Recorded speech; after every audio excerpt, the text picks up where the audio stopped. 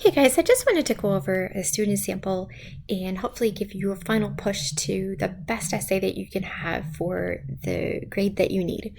So remember that this is the format, date first, then month, then year. You insert your last name and a page number. You have a title. There's no bolding, there's no underlining.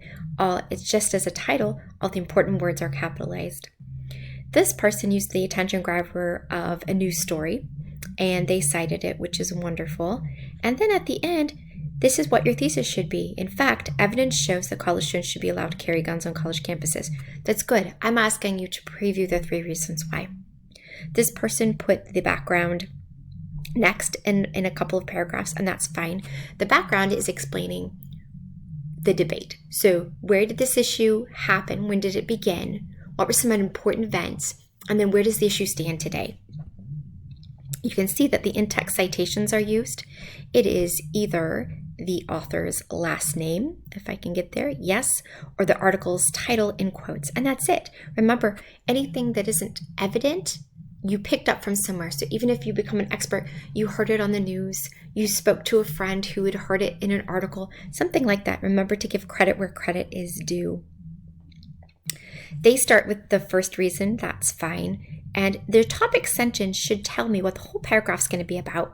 So the first reason guns should be allowed on college campuses is that college students deserve the right to defend themselves and others around them. They're getting their information and they're citing it, right? They say another reason, maybe you can use something as just as, for allowing guns is that although police and law enforcement play a big role in keeping campuses safe, they cannot alone do that. And then they give support.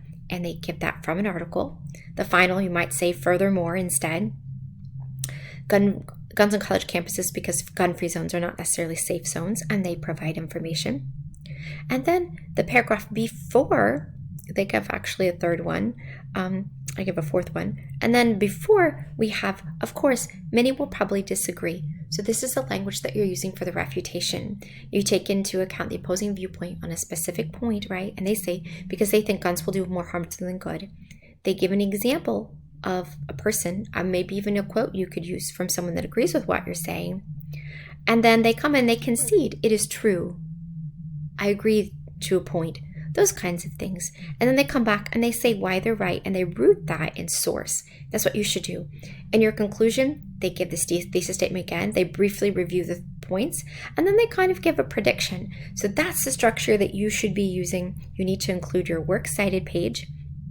You should be using things from the MLA, from the VU library, and MLA 8. Copy and paste that puppy. I'm asking that you put it into double space. These are hanging indents. You push enter and tab. You need at least 3 outside sources, and they should come from the library.